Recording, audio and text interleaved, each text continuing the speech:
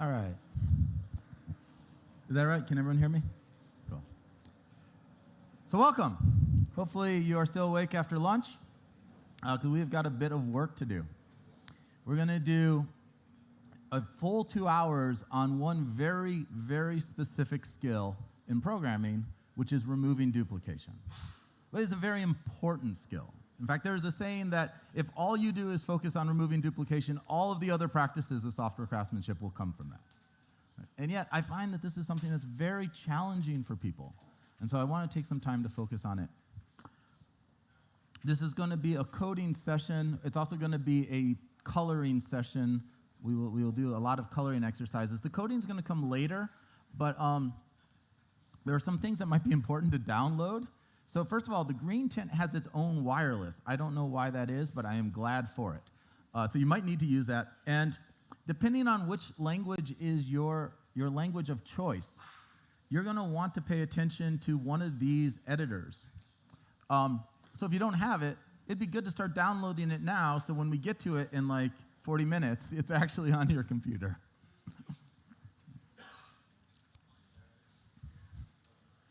All of these are either free or have free 30-day versions that you can pull out. Right? So if you're in something like C++ or WebStorm, you're gonna need to go to a trial version. If you're in stuff like Python or Java, you got free versions.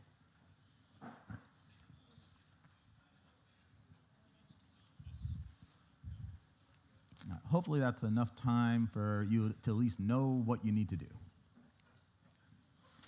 We are going to start, we're going to do just a very quick recap on Sparrow decks. How many people have seen a Sparrow deck before? Just show of hands. Okay, so a decent amount of you. Nonetheless, I'm not going to go through all of Sparrow decks, but I'm going to go through two really quick exercises. A, to let the people who haven't seen it before get an idea of what the hell this weird thing is. And B, to spend one focusing on things that will help the rest of the 2 hours make sense. So we're only going to spend a very short amount of time on this, but it will pay back for the rest of the 2 hours.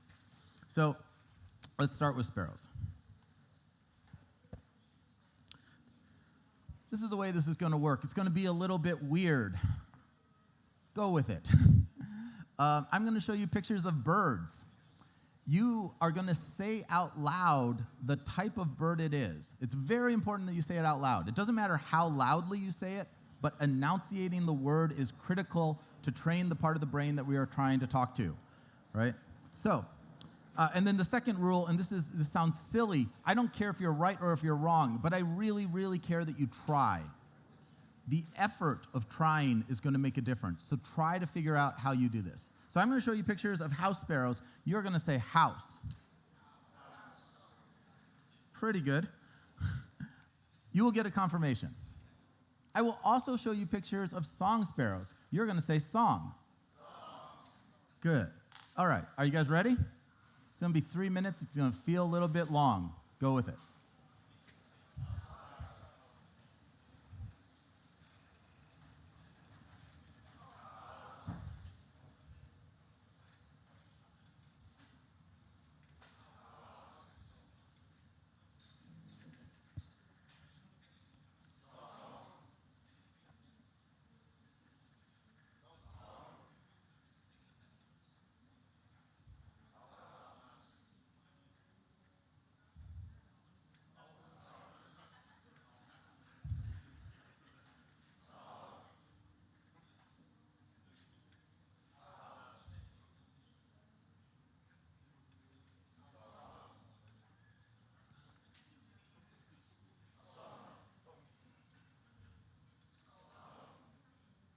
So remember, say it out loud.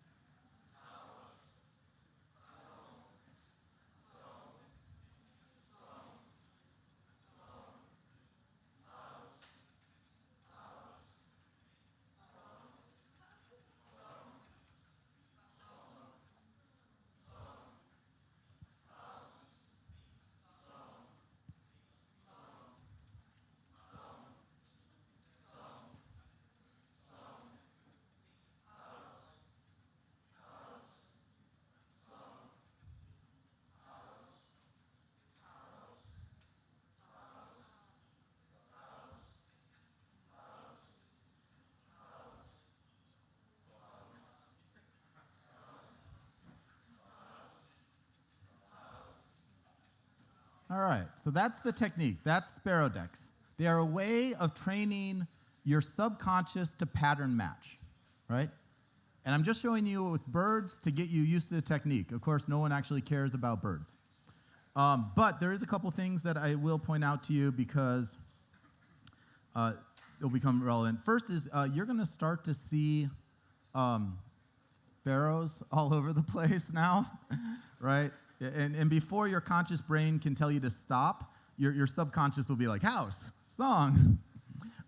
So I want to point this out. This is a male house sparrow, which is what I've just trained you on.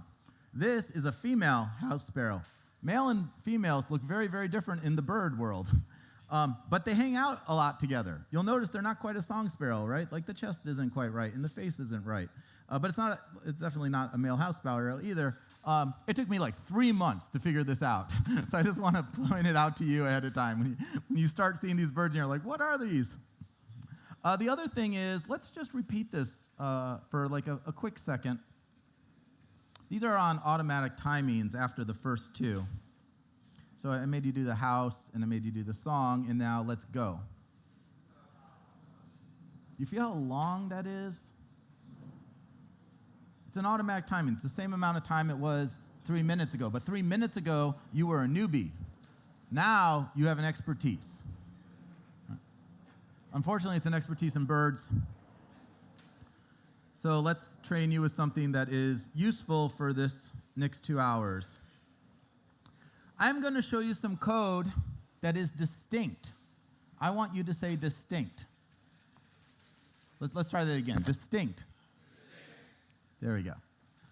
I am going to show you some code that has big pieces of duplication. I want you to say duplication. And now when I show you the answer, I'm also going to highlight where the duplication is, so you can see the block. Does that make sense? Are you ready? Go.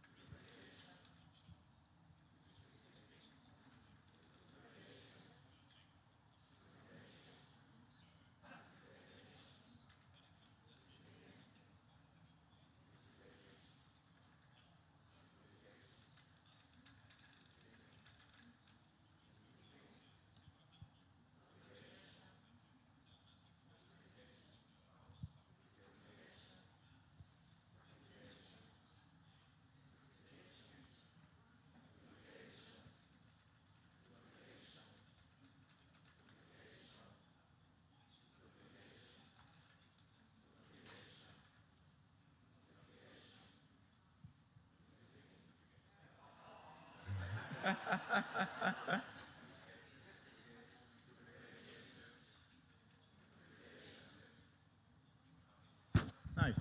So now you can see the duplication. That's step one. Now we're going to do a coloring exercise. I have a couple of people here. Can you hand out the paper and pens to everybody?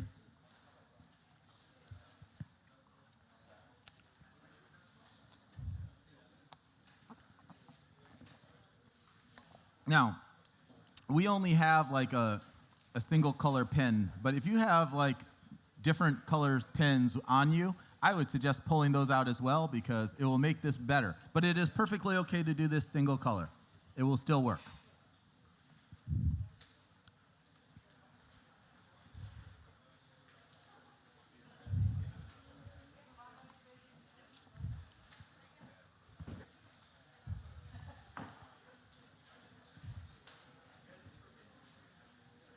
So hopefully you will get a couple pieces of paper, at least two, upwards of 5. They are double-sided, so when we get one done, we'll move to the other.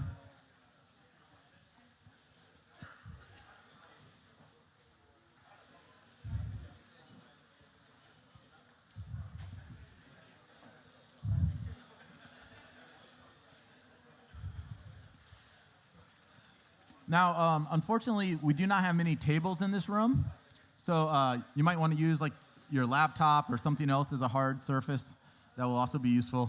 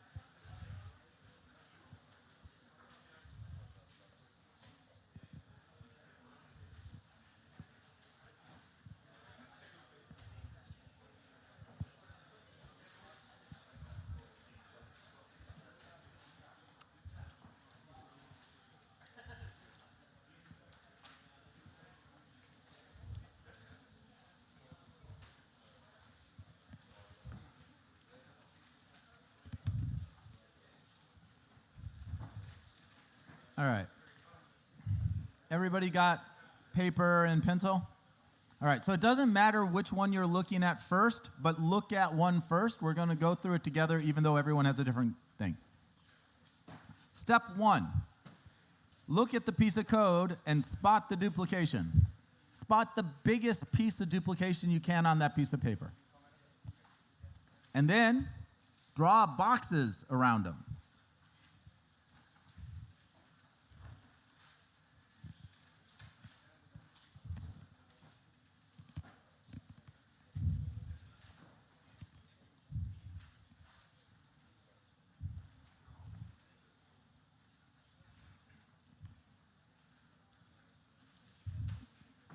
Just a quick show of hands. Has everyone gotten a box around their first piece of duplication?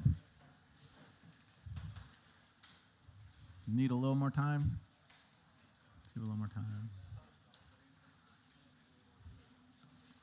All right. So now that you have a box around the duplication, step number 2. There is white space to the left of the paper. I want you to fill that in so that you can see the white space. If the white space happens to be a straight line, you might want to fill in the white space to the left or to the right of the paper. But either way, fill in the white space so you can see that shape.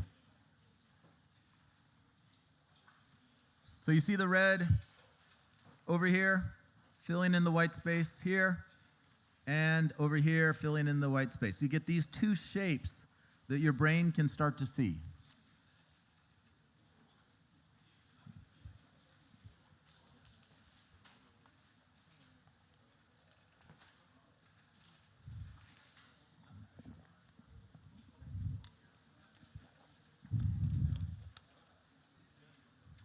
Just do it on the one piece of paper for right now.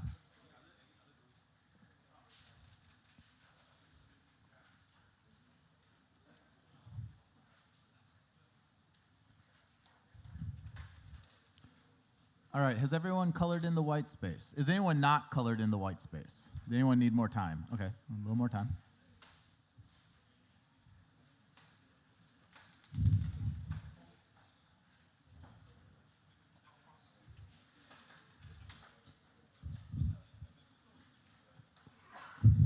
All right, everybody got it? Next, these two pieces of duplication are very similar, but they are not identical. Your job is to find the first piece that is different from the first to the second and draw a box around it and highlight it out, like basically black it out. These two pieces are different.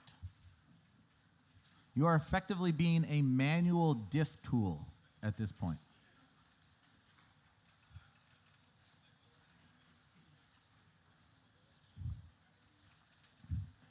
Most likely, although not necessarily, it is more than one piece that is different. So find the next piece that's different and black it out. If you have the luxury of multiple colors, use different colors for the different pieces.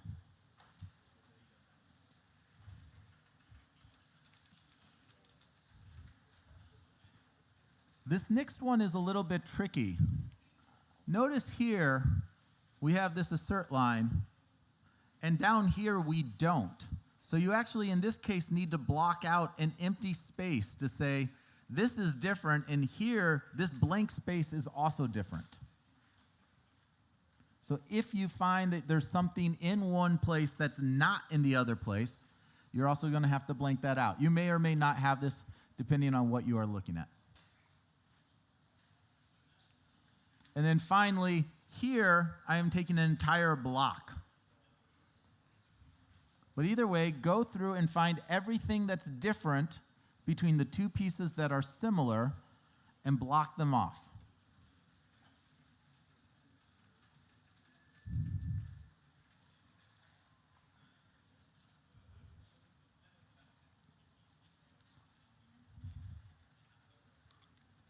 Let's check in. Has everyone been able to have enough time to do this?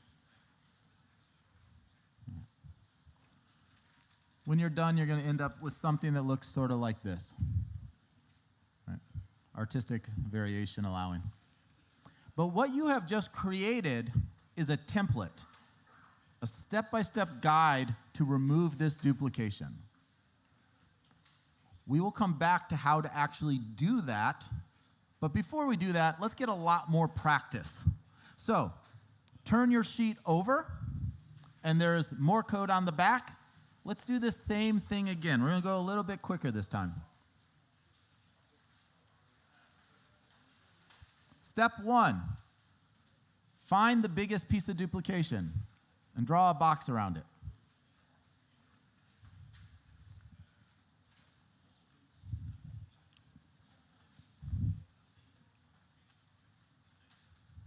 Everybody got it? Step 2, fill in the white space.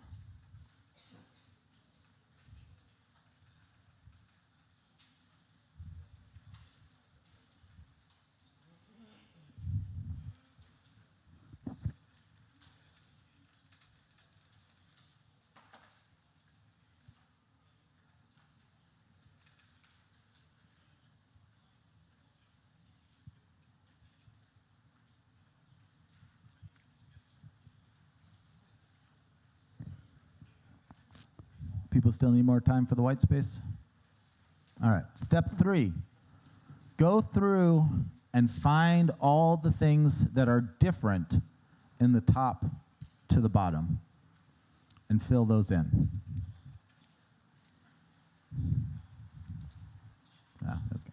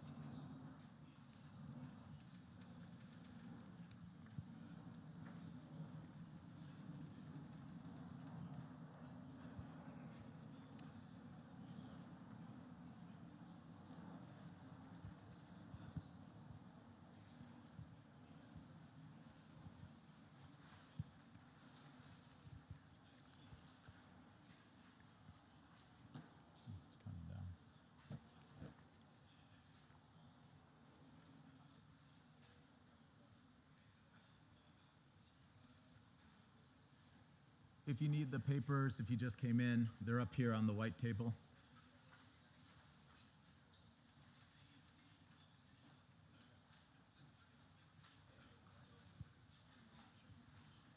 All right, let me check in. Has everyone been able to finish the second one? All right, you should have a second piece of paper. Let's pull that out. We're going to color some more. Same rules as before. Find the biggest duplication and draw a box around it.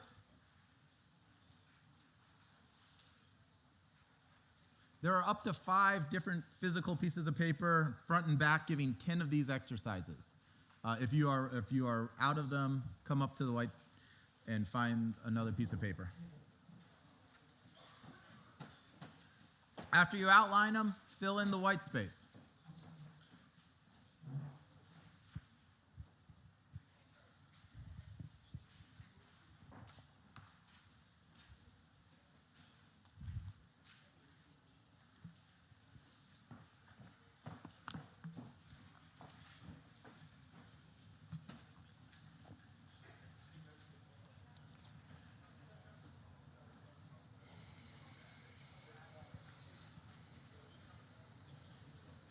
After you've done the white space, find the differences and block them off.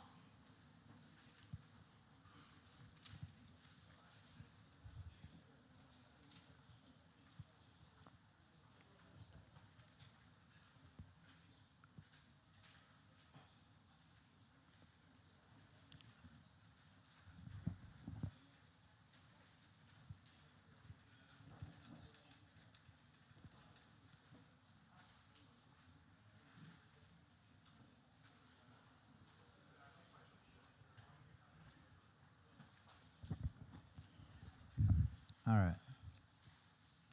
Has everyone been able to complete the third exercise? Give it a little more time.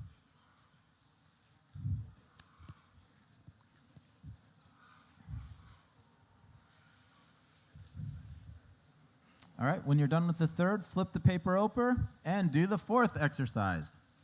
There's something I want to point out while you're doing this. I feel like you've gotten the 4 steps here. We're going to do the same ones over and over again. We're just going to get a lot of muscle memory into you in this. One of the things that you might be looking at code, for these particular examples, you might be looking at some Visual Basic. You might be looking at some C#. You might be looking at some Java. It really does not matter. I believe all these exercises are in English that I've printed out, but that actually doesn't matter either, right? The ability to see patterns really doesn't matter on the familiarity of what you're looking at. I could do this in a fictional made-up language, and you would still be able to see the same duplication.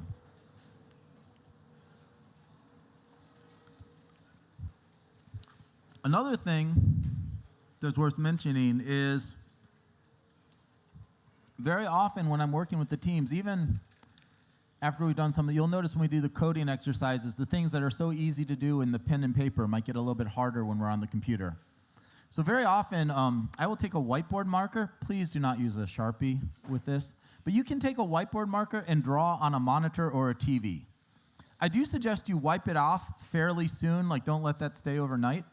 But if you are struggling to do this when you get back with your team or just by yourself on your own code, I very often been doing pair or mob programming, so I'm seldom working by myself. So often we're working on like a large TV. But I will just have them take a whiteboard marker and literally draw it out. It can be very helpful to physically do this. After you do it enough, your brain will start to do it whether you physically do it or not, right? But I find that it usually takes, like the sparrows, about 100 times of doing that before your brain is doing it automatically for you, right? And we're only going to do 10 exercises of physical drawing today, so we're not going to get to 100 yet. If you have finished the page, grab another page and do it again.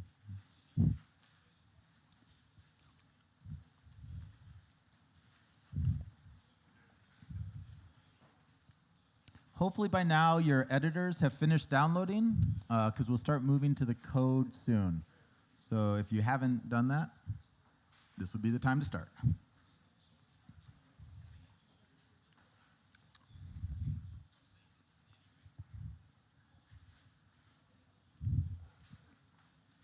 Oh, wow. This is really neat.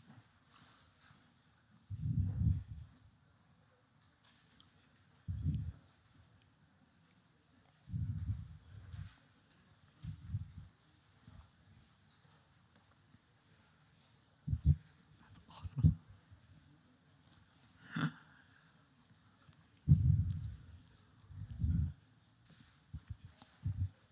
All right. Continue till you get to the end. Try to get through as many of the 10 examples as you can. If you run out before you get to 10, come back up to the white table up front and get the remaining pieces of paper that you have missed.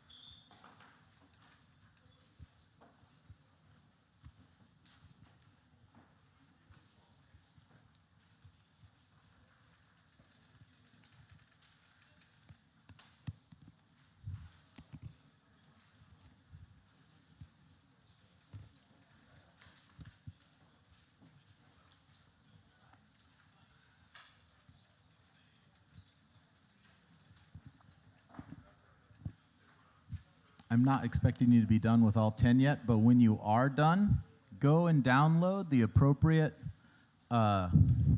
repository. You can fork the repository if you want to, but you really don't need to. You can just download the zip and open it up.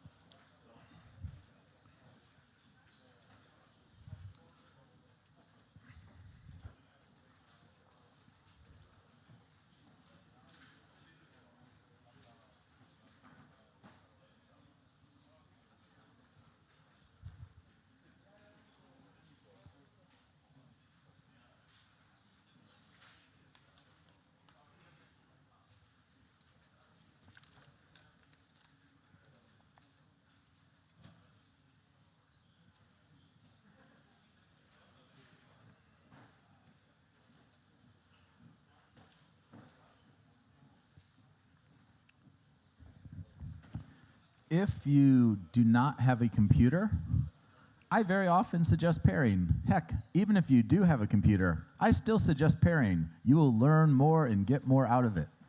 So if you do not have a computer with you, find someone who does.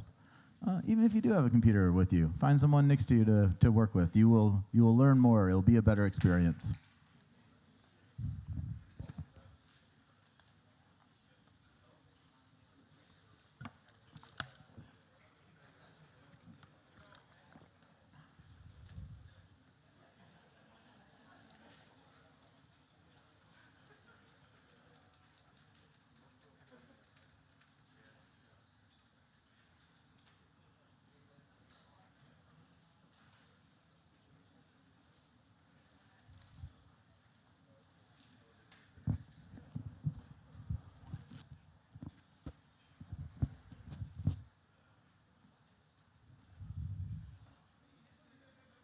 All right, let's do a check-in. How are people in terms of the coloring?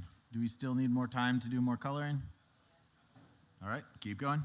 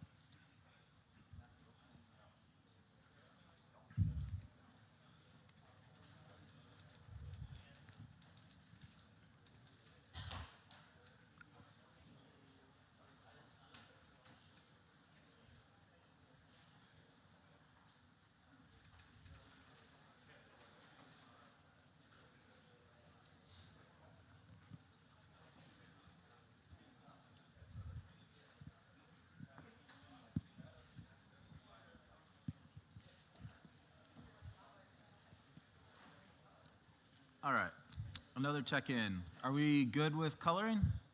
Is it time to move to code? All right, so get the code there, get it into your computer, and so I'm going to do this example here in Java, but I want you to open up lesson 1 straight. Can I go back? Yes, absolutely. So choose the editor of your choice, the language of your choice, but either way, open up lesson 1 straight.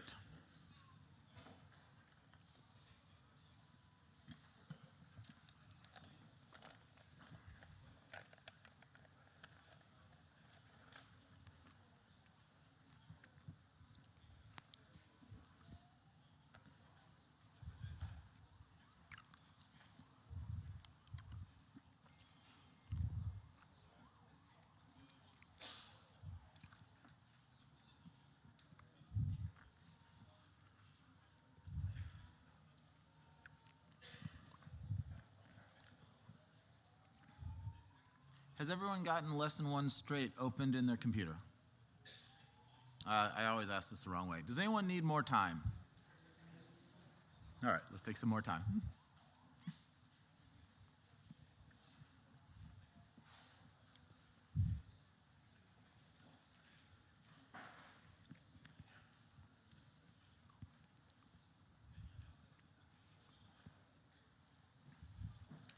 All right. What about now? Has everybody got, or does anyone still need more time to get it loaded up on their computer? Okay, I think we're ready to get started. So, like I said, if you have a whiteboard marker, you can draw this on your screen, but since we don't have whiteboard markers, we're going to use a little trick in code, which is curly braces. You can add curly braces all over the code, right? Like code is very, very happy to have curly braces. So you can make a box by taking 2 curly braces and just putting them around, right? And then, of course, you want to box off your second one, so you're going to add another set of curly braces. I want you to put in you're going to put in 2 pairs of curly braces to find the 2 pieces of duplication. That's all I want you to do right now. What? Oh, yeah, you can't do curly braces in Python. Oh, but you could do another block, if true. You can do an if true. Yeah, it's a great idea. Do an if true. Thank you. Python, always being weird.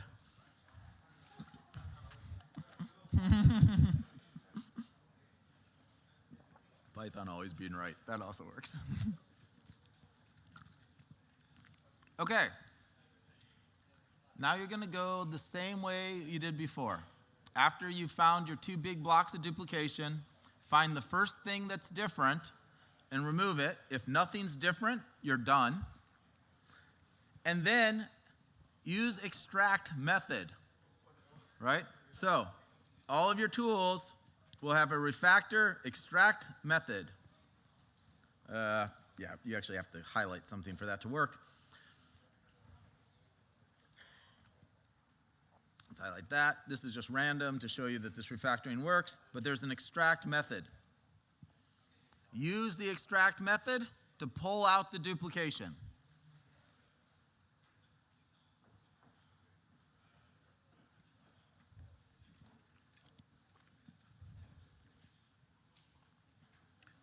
So normally the way that I would do this exercise, by the way, is I would use a little thing called kata cups, where we take our cuts, rip little holes in the side, and put them on your laptops when you're done. However, craft has decided to become recycling friendly this year, so we're not going to do that.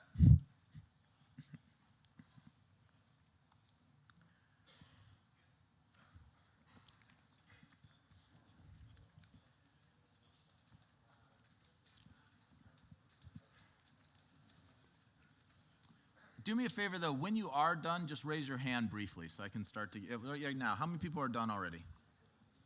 All right, let's take some more time.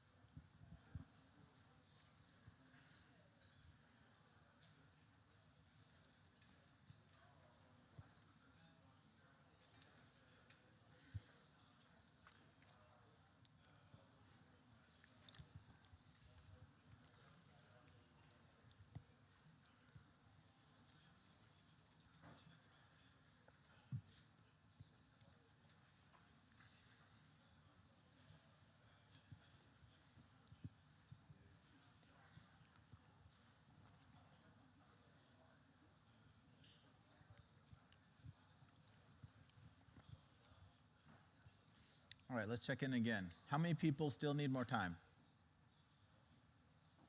All right, good. Okay, so let's do a recap on what just happened.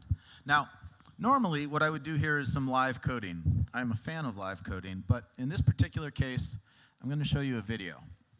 And the reason I'm going to show you a video is not because I'm worried it's going to go wrong, but I want to show you what goes on in my head as I do this exercise. And the only way I can do that is with post-production. Now, at the end of the talk, I will actually do some live coding because it turns out post-production takes a lot of time. So let's take a look at doing this example on YouTube. I'm an Agile technical coach, and today we're going to take a look at the duplication katas. Now, before you watch this video, you probably should try these out for yourself. Both the Sparrow decks, the coloring exercises, and then finally the actual katas themselves. But now that you've done all that, I want to go over it so you can see what goes on in my head when I'm doing it. So I've downloaded the duplication kata in .NET. I have it in Visual Studio. I also have the plugin Resharper in play, and I have it set to continuous integration.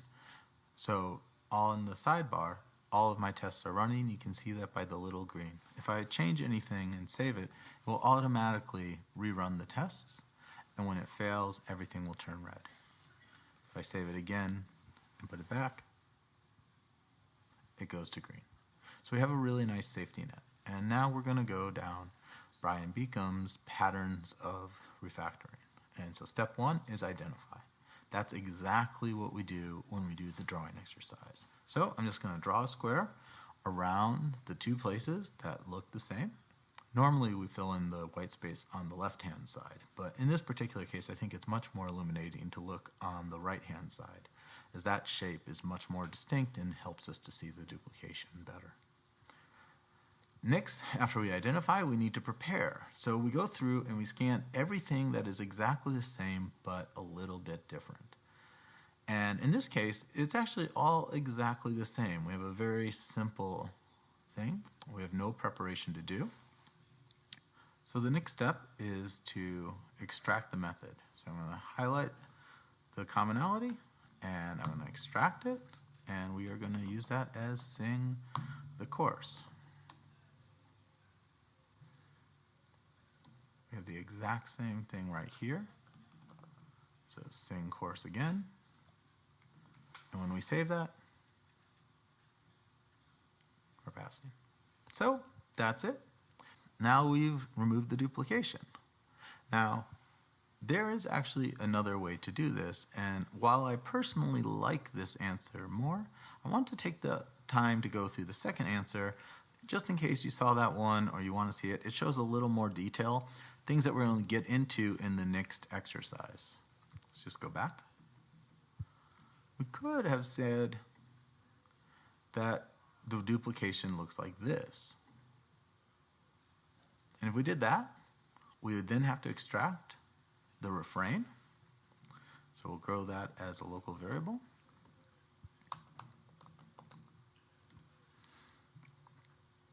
And we're going to have the same thing down here. So I'm going to use a little trick of just adding curly braces.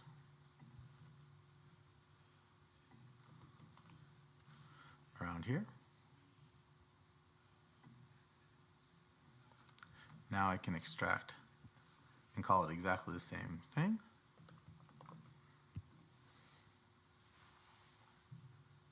Oh, I need to add curly braces around the top part too. And now I have two blocks that look very, very similar. So I'm going to extract the commonality. Sing, refrain, then course.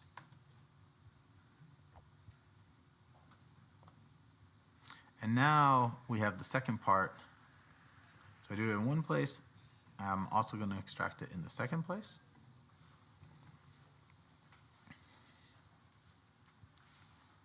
You can see that that works. But now we have the last part of Brian's pattern, which is cleanup. So I'm going to inline this,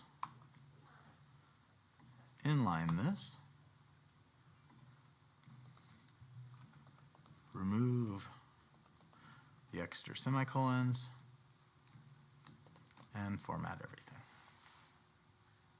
And that's it.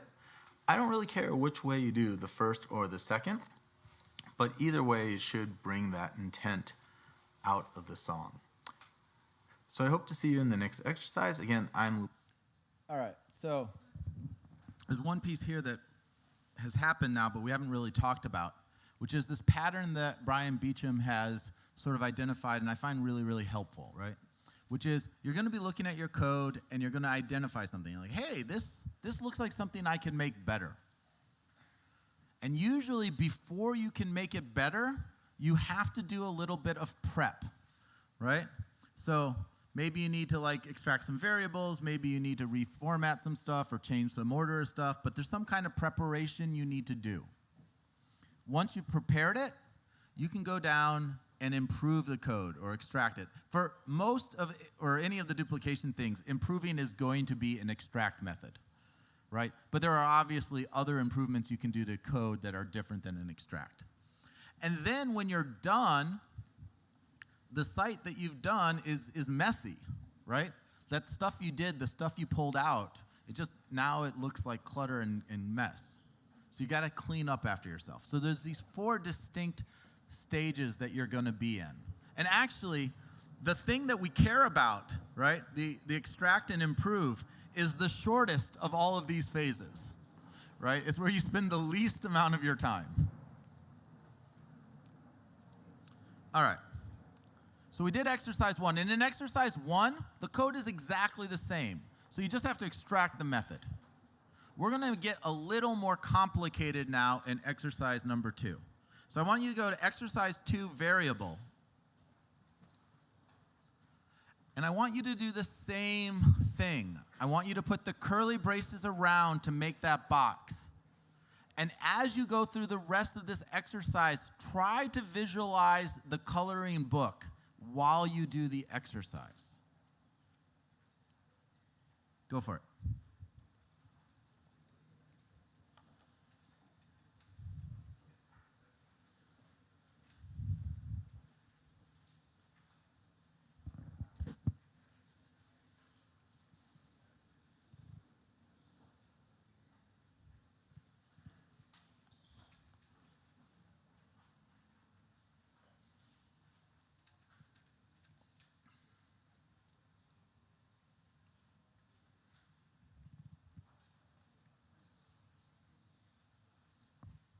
By the way, you probably don't notice this, but this is not a projector. This is a massive TV, and it is really nice to look at up close.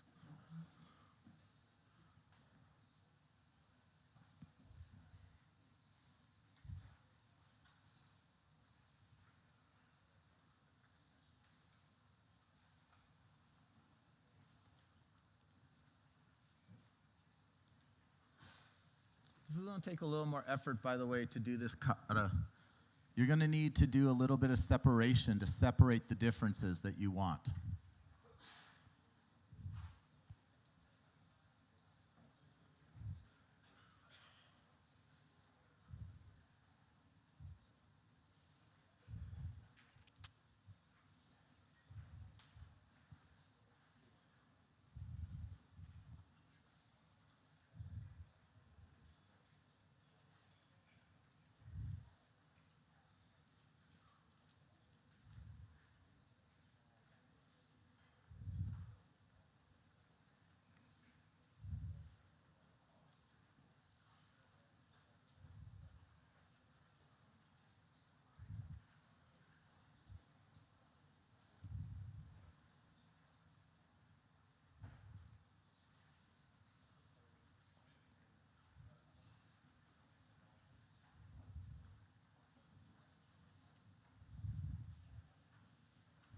Just do a quick check-in. How many people still need more time? Okay, keep going.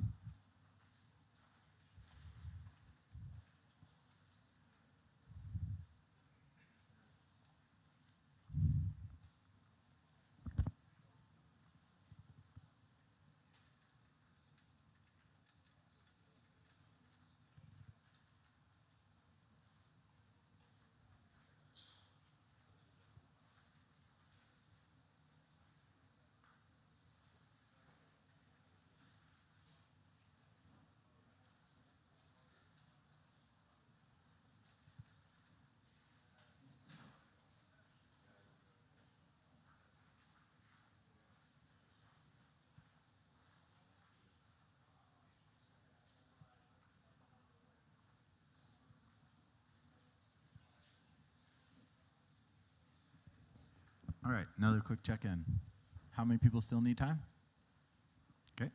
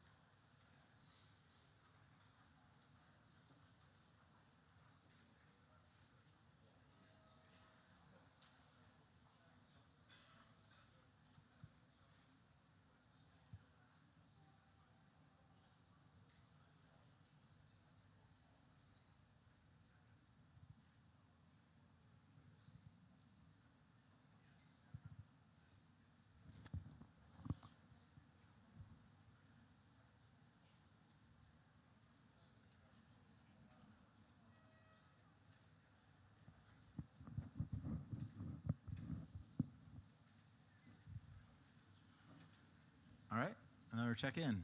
How many people still need time? All right, let's do a recap.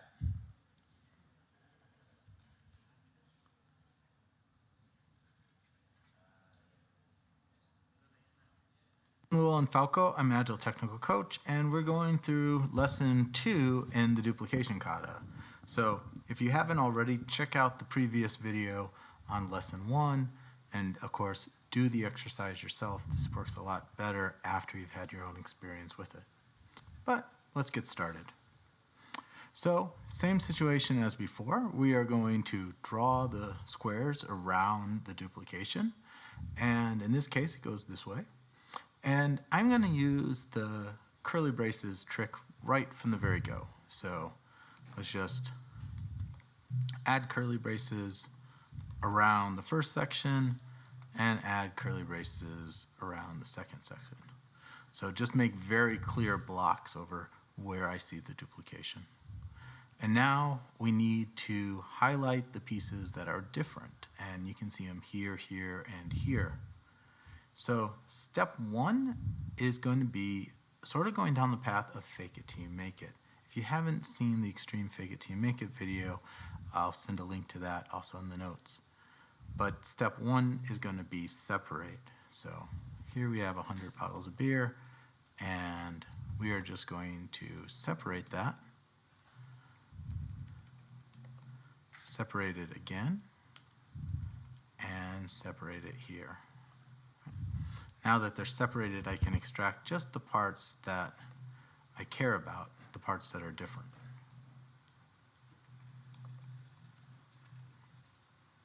Again, I'm using continuous integration runner, so you can see by the green bars on the side that everything is still working.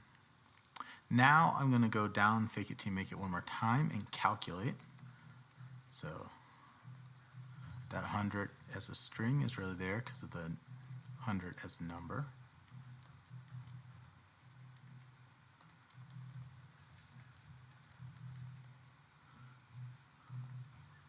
And I'm going to go one step farther down the fake it till you make it and calculate one more time. So this 99 is really 100 minus 1. And this 98 is really 99 minus 1. All of this, of course, is going through the second stage from Brian Beacom's pattern of refactoring. Identify, prepare, extract, clean up. We are still preparing this to be done. The last part of our prepare is to take the template and extract it as a variable.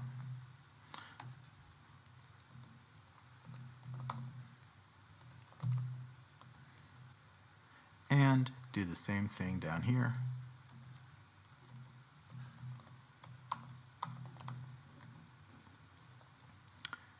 And now I have two blocks that are not just similar, but are identical. So I'm ready for step 3 of extract.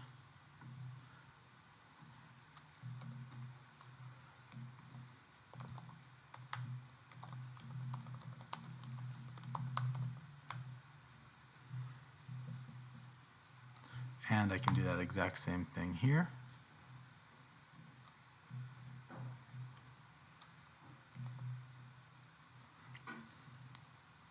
And now that I've extracted, I can move to stage 4 from Brian's pattern, which is cleanup. So again, I'm going to inline bottles, and get rid of my curly braces, and then format the whole thing. And there you have it. In this song, we're going to sing 100 bottles of beer, and then we're going to sing 99 bottles of beer. All right, so is that making sense to everybody yet? All right, we're going to do one more iteration of the variable kata before we move on to the same thing, but somehow much harder. So we are going to go to lesson 2.1. Open that up. This one is going to be a little bit harder for a couple different reasons. Even though it is still just variables, you're going to have some missing blocks that you're going to have to figure out how to handle. So start that one up.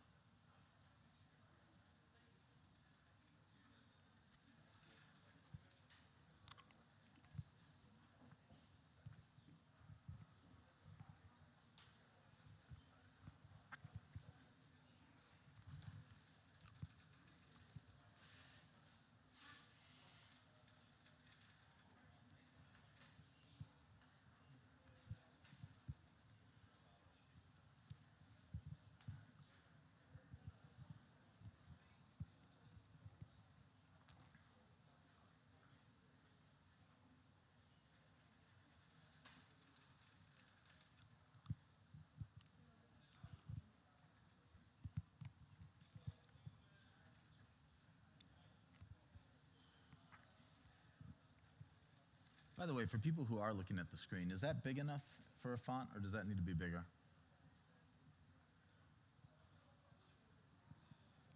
I'll take that as big enough.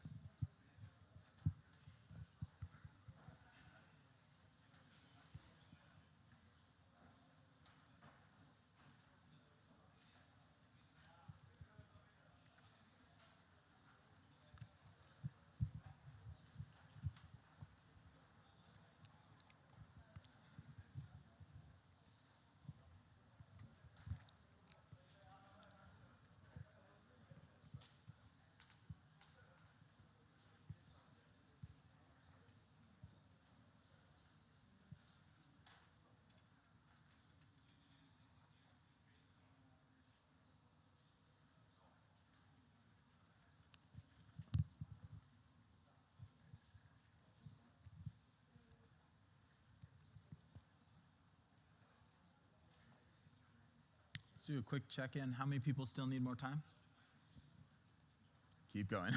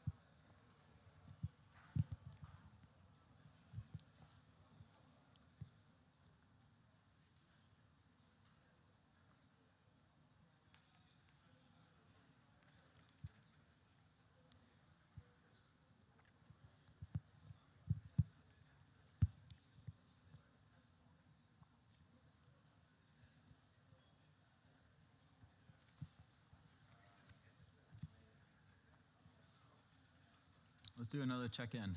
Do people still need more time? Okay, keep going.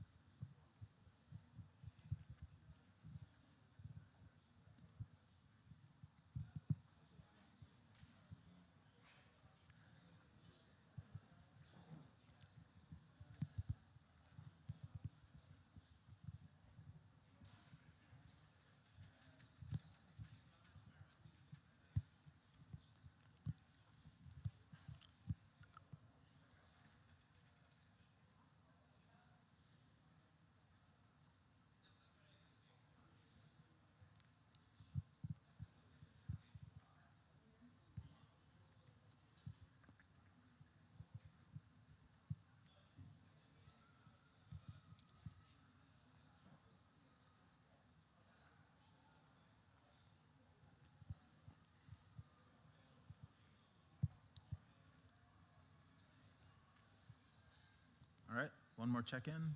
How are people doing? More time still? All right, I think we're gonna do a demo then. I do not have this in video form, so we're gonna have to go to live code. So here I am, and I got my cases, and I have a lot of duplication, right?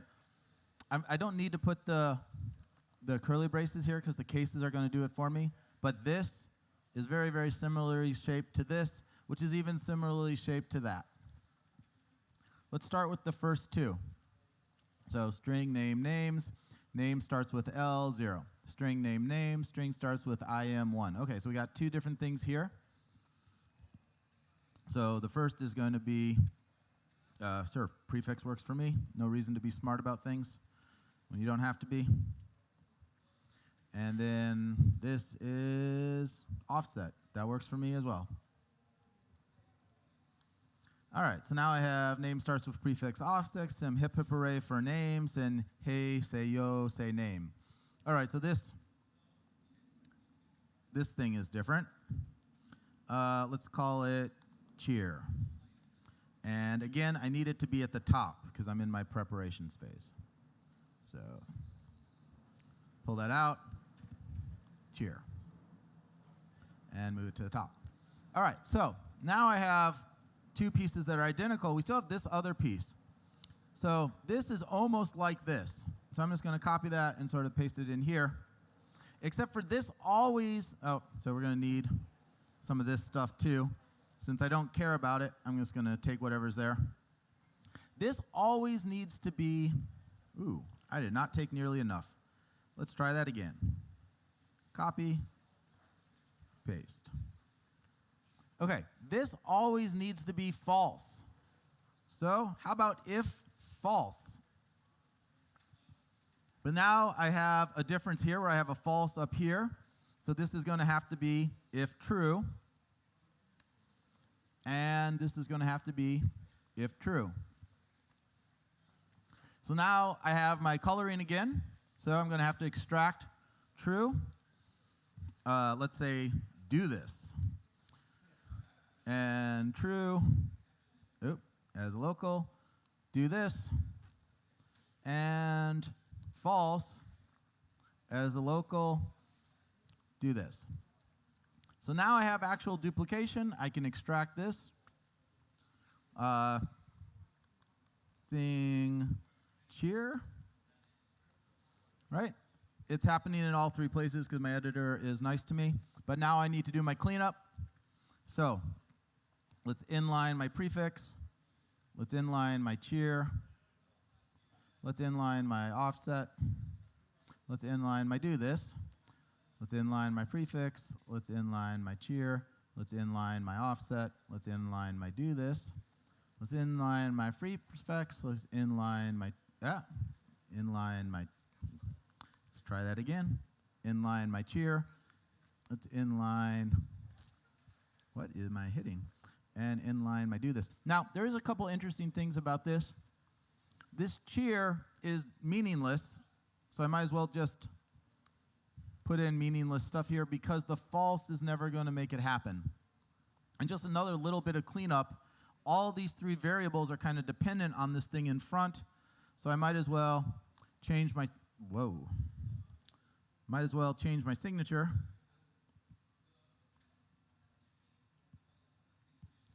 so that that Boolean is before the things that are going to negate it. So sing the chair for the name, that's true for L, hip hip hooray, and sing the name, which is true for am, say yay, say yo, and then finally, don't sing the name, just do the cheer. Does that make sense? It's a fairly easy process to go, and again, there's very little thinking that I'm doing here. If you can do the coloring, the rest of code becomes much, much simpler. And coloring is like a skill we learn in 3rd grade.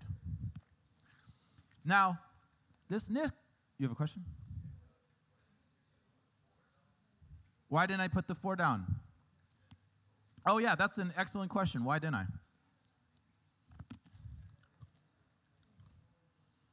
Thank you.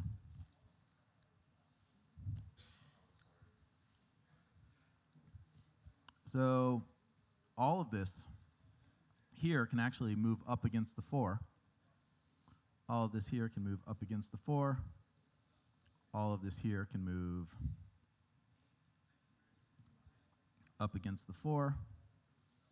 And now I can extract this as do cheer.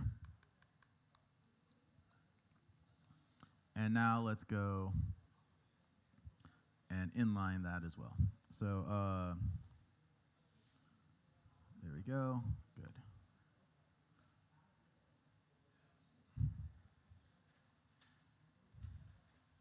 Thank you. That was just a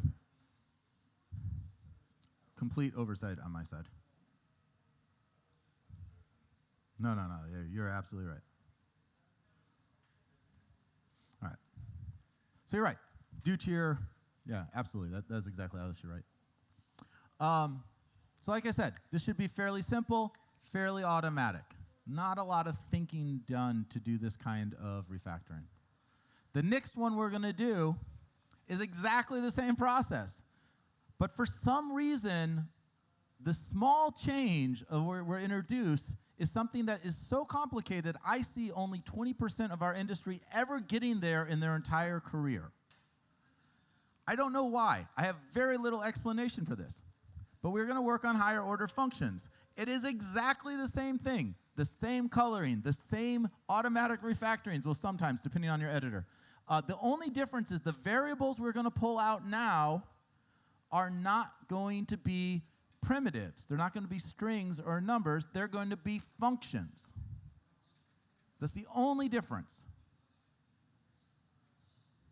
Let's open up Lesson 3, higher order functions. You guys know what to do? Do it.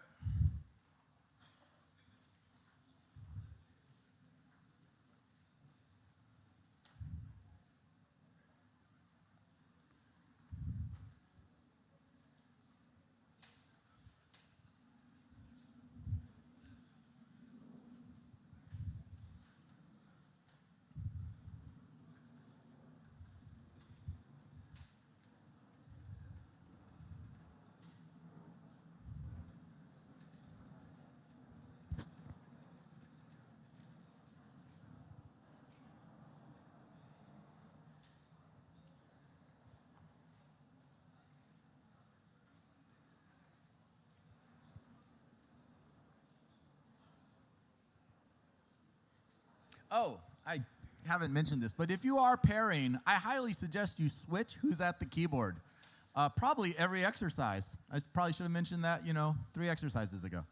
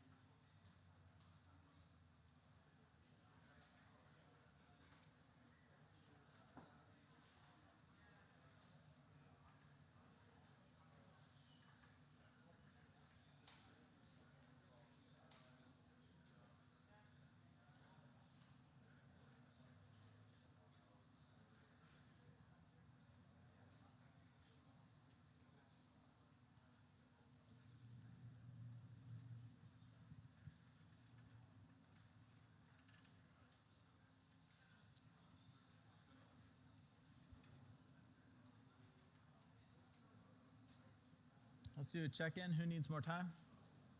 Okay.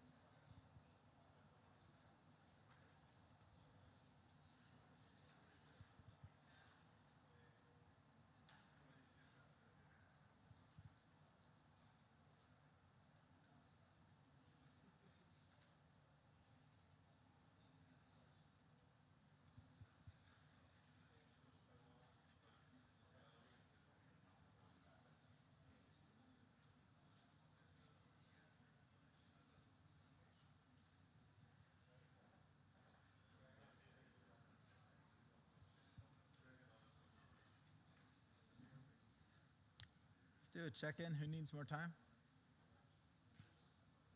All right, we're going to actually pause and continue with the recap. So here we have these two places.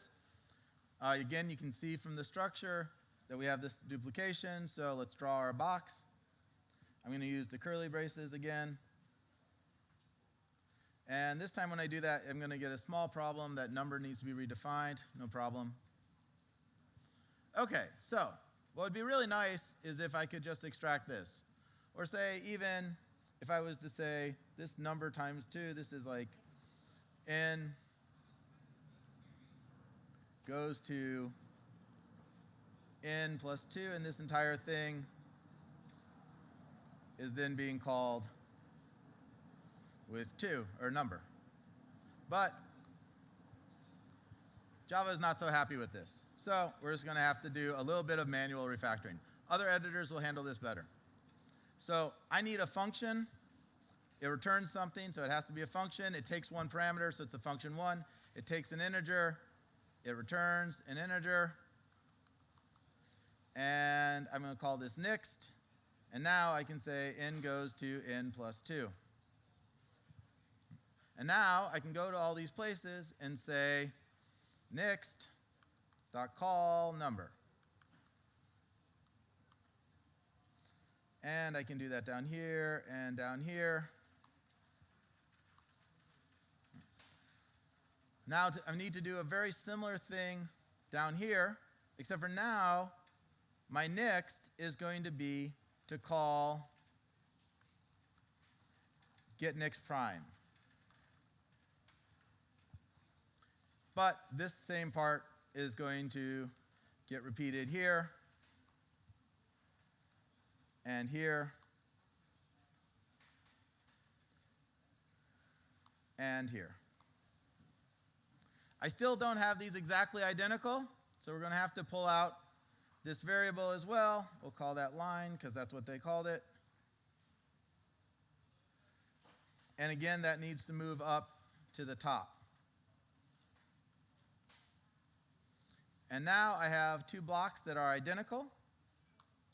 So sing, chant, pulls it out in both places. And again, we're back to inlining because we're in our cleanup phase.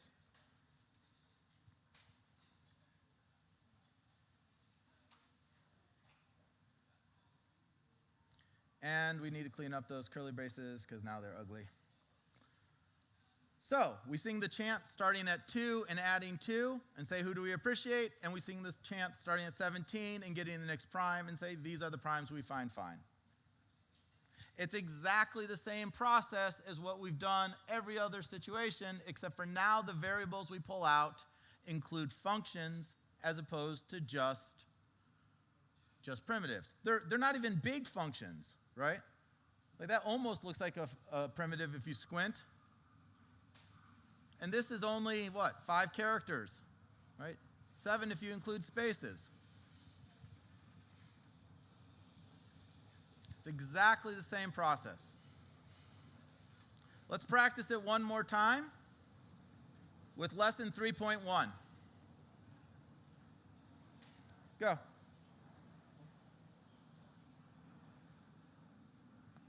Again, swap who's at the keyboard if you're pairing.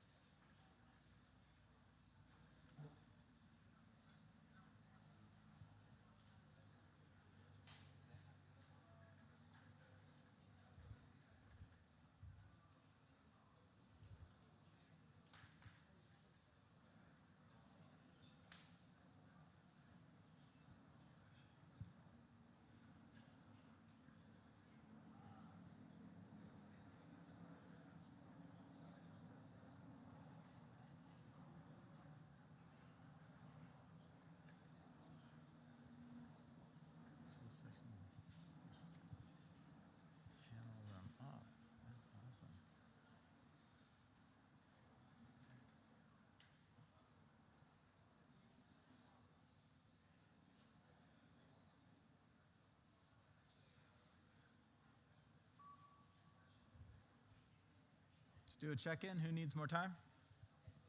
All right.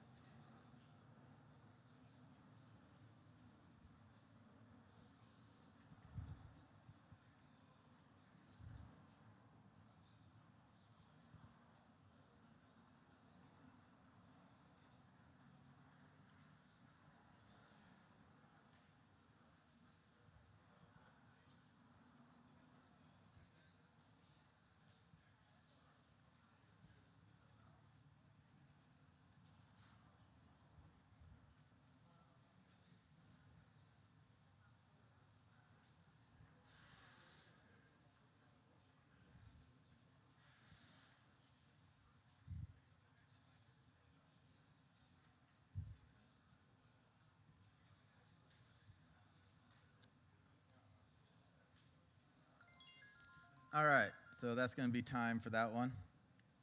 Let's take a look at the recap. So we have a very similar structure from before. We got this duplication here. We got this duplication here. We have this duplication here. So the first thing that's different is this block to this block. So we're going to need a function because it returns something. In this case, it returns a Boolean, and it takes a string. So let's call that should do. And that's our string, our name that comes in here.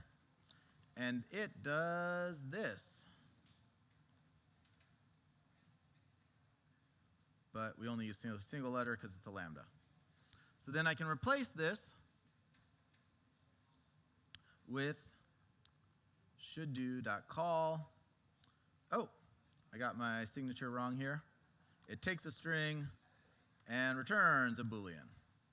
There we go. Should call name. So I have this here. I'm also going to have this down here.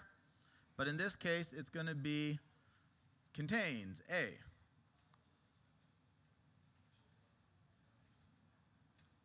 There. All right. And now this line, because, ooh, not that line. That line becomes the same. Next, I have this line, which is different.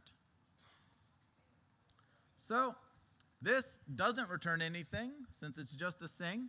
I can do this actually two ways. I could take the entire sing, or I could take the endpoint. I'm going to take the whole thing. Not returning anything means it's an action. It takes one thing in it, so action one. In this case, it takes a string. This is going to be sing cheer, or sing custom. And then takes an in again, and in this case, it does that with n. So now I can take this sing custom and say sing custom.call with name. This is the same concept down here, so let's copy it down to here. And here, instead of this, it's this. So let's copy that over to here. So a little bit manual refactoring, so more dangerous than the stuff we've done before, but not too bad. And our sing custom is going to become here a sing custom. Now that we have this, we can pull this into here. But now again, I need it to always be false, so should do is going to return false. And I don't really care about this thing at all, so we'll just keep that empty. And now I can extract my method, sing stuff, and now I am back to my inlining.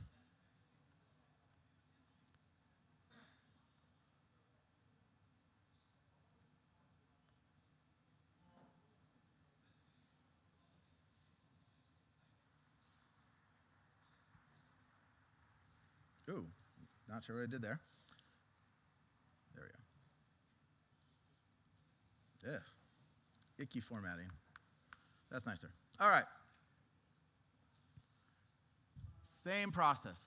Draw the coloring board, take the blocks that are different, extract them as variables, take the resulting thing that is now identical, extract it as a method, and then clean up after yourself.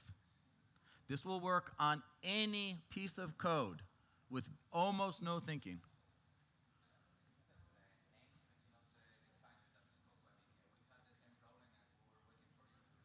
Oh, this name right here, sorry. This is N. Sorry. Yes. Just so you can see, tests are passing. Let's go back to slides for a second, as we are now at the end of session. So, first of all, a lot of what you're doing here is being a visual diff thing. Humans are not great at visual diffs, but computers are. So now that you've spent all this effort learning to do it, let's show you how to not do it. There's a plugin to VS Code called Partial Diff. This is possibly the best animated GIF to explain a product I've ever seen. You highlight the first part, you highlight the second part, you tell it to compare itself, and it tells you what you need to extract as local variables. I use this a lot, even when I'm not using visual code for my editor. If you're interested in more practical refactoring stuff, there's a video online with me and Woody. It's worth taking a look at. Also, I wrote a book called Mob Program Guidebook. You can get it for free on LeanPub if you move the slider. But tonight at 8 o'clock, we'll be doing a coding dojo. So if the idea of, 10 to 20 people working together around one computer sounds crazy to you, you should come check it out. And then you'll have evidence that it actually is crazy. Please contact through LinkedIn and Twitter. Thank you so much for spending your whole afternoon doing coding exercises with me.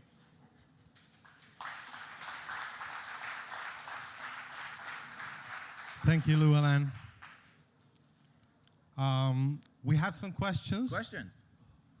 One question so far, but guys, please use slido.com, #craftconf, green tent, and you can ask some more questions. Isn't it against clean code to extract methods with a lot of input variables? No, it is not. What is against clean code is if you have methods with lots of input variables that seem to go together, leaving them there. Right? This will remove the duplication, but that in no way means that your refactoring journey is done. Right? Usually what it means is you have now discovered new things in the code that you can clean up. So if you get the same input variables coming in over and over and over again, that probably is telling you there's some sort of object that you need to now create and pass around. Right? But this is just exposing yet another problem in your code. It is not creating the problem. Right? That's all the ranting you're going to get. All right, thank you. Thank you very much.